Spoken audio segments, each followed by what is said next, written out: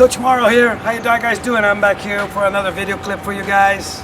Straight from Brazil, my home club, Clube de Campo de Piracicaba, hosting this video.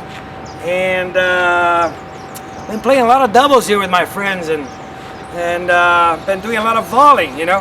We've been talking a lot about volleying, and one very important tip for you all out there, you beginners, mostly club players that are starting to play the game.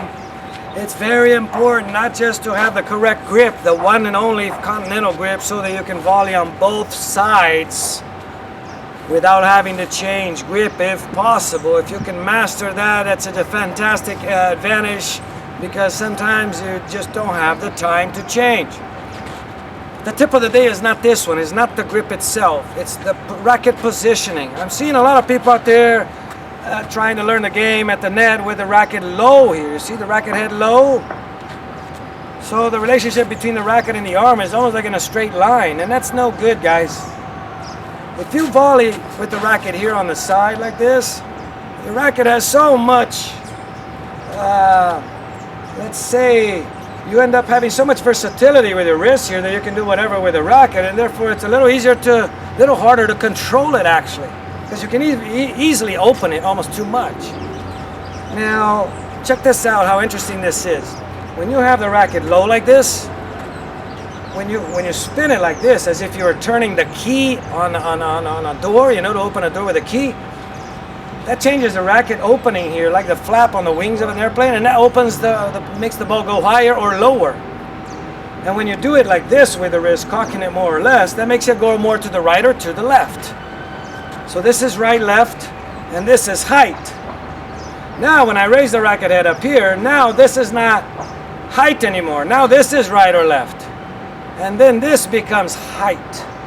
And you know, from a side view, when you raise the racket head up like this, you're not going to do it like this. You're not going to let it drop here unless the racket comes out of your hand.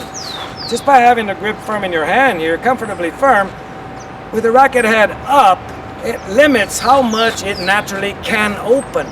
So there you go, you stop sailing these high volleys you've been struggling with all the time, okay?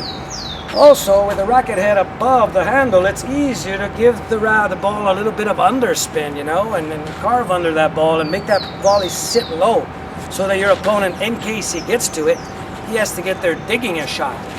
He doesn't have a flat volley that sits up high for him. So, once again, racket head always above the handle, guys. Cock the wrist up to hit your volleys.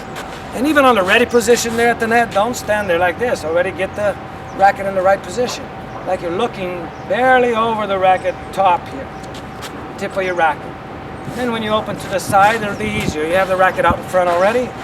Remember, let's be like Zorro.